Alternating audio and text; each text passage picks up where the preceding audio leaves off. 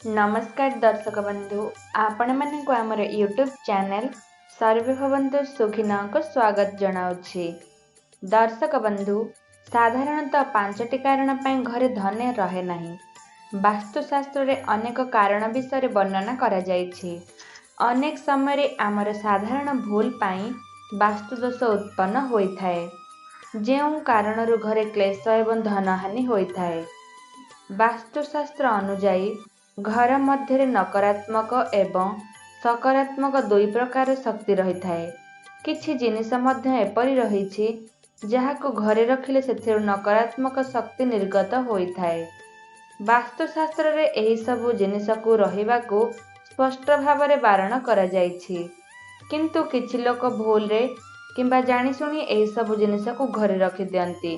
तेबे दर्शक बंधु चलंतु आज मु आपण मानकु कहिबी जे घरे केउ जिनिस रखिले वास्तुदोष उत्पन्न होइथाए एवं एहार 5टी कारण कौन।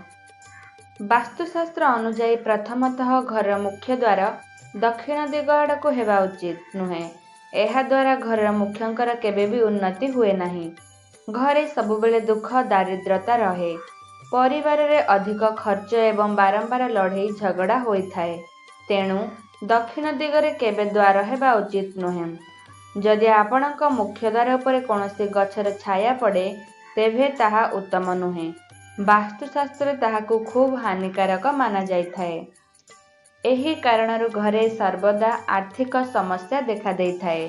तेणु घरर मुख्य द्वार सामने केबे कोनोसी गछर छाया एवं विद्युत खुंटा मध्य रहिबा उचित नुहे, नचेत वास्तुदोष उत्पन्न होइथाए एवं धनहानि होइथाए। घर सामने केबे पानी जमा होई रहिबा उचित नुहे।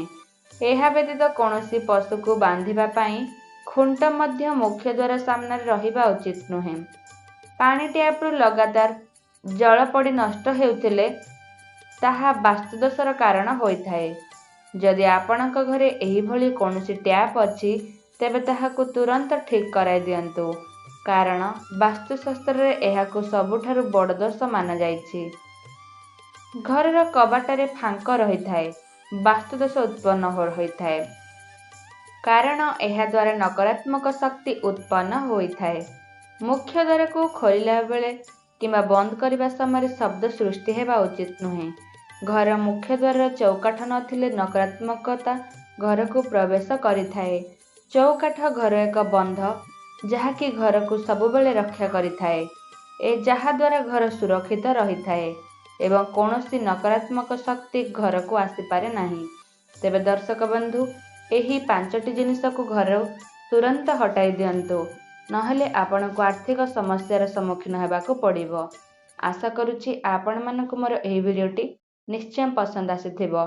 पसंद आसीथिले आम चैनल को लाइक शेयर और सब्सक्राइब कर दियंतु। धन्यवाद।